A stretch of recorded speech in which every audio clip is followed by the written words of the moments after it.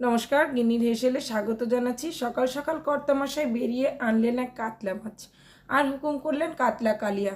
তো আমিও লেগে পড়লাম মাছের সঙ্গে লড়াই করতে। কেটে ধুয়ে পরিষ্কার করে নিয়ে এই যে লবণ হলুদ মেখে নিচ্ছি।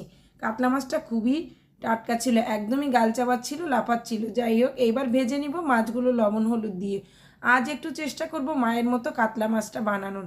আসলে মায়ের মতো চেষ্টা করলে কি হয়, রান্নার স্বাদটা ঠিক মায়ের মতো আসে না। মাছগুলো এই যে সুন্দর করে লাল লাল করে ভেজে নিয়েছি। এবারে ভাজা তেলের মধ্যে একটু জিরে ফোড়ন দিয়ে লম্বা লম্বা করে কেটে রেখে আলুগুলো দিয়ে দিলাম।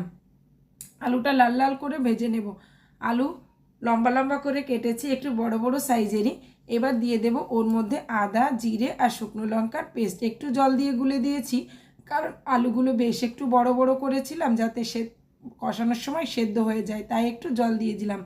এই যে মাছ ভাজা মশলাটা রেডি হয়ে গেছে, তেল ছেড়ে দিয়েছে, আলু প্রায় সেদ্ধ হয়ে গেছে। এবার দিয়ে দিলাম এর মধ্যে গরম জল।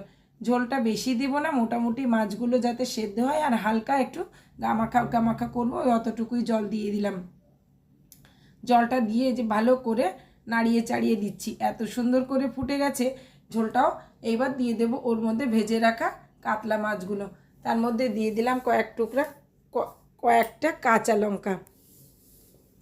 আসলে আমি বাটার মধ্যে শুকনো লঙ্কা দিয়েছি, তাই ওপর দিয়ে কয়েকটা কাঁচা লঙ্কা দিয়ে দিলাম। এই যে এবার একে একে ভেজে রাখা কাতলা মাছের টুকরোগুলো দিয়ে দিব। কাতলা মাছের টুকরোগুলো দেওয়ার পরে বেশি আর সময় লাগবে না, মোটামুটি 10 মিনিট মতো ফোটালেই হয়ে যাবে, কারণ মাছগুলো আমি অনেক সুন্দর করে ভেজেছি। আলু সেদ্ধ হয়ে গেছে, এই যে ঝোল টেনে গেছে, ঝোলটাও কমে গেছে। এখন গরম মশলা দিয়ে নামিয়ে ফেলেছি। স্বাদটা কিন্তু মন্দ হয়নি। তো আজকের মতো টাটা।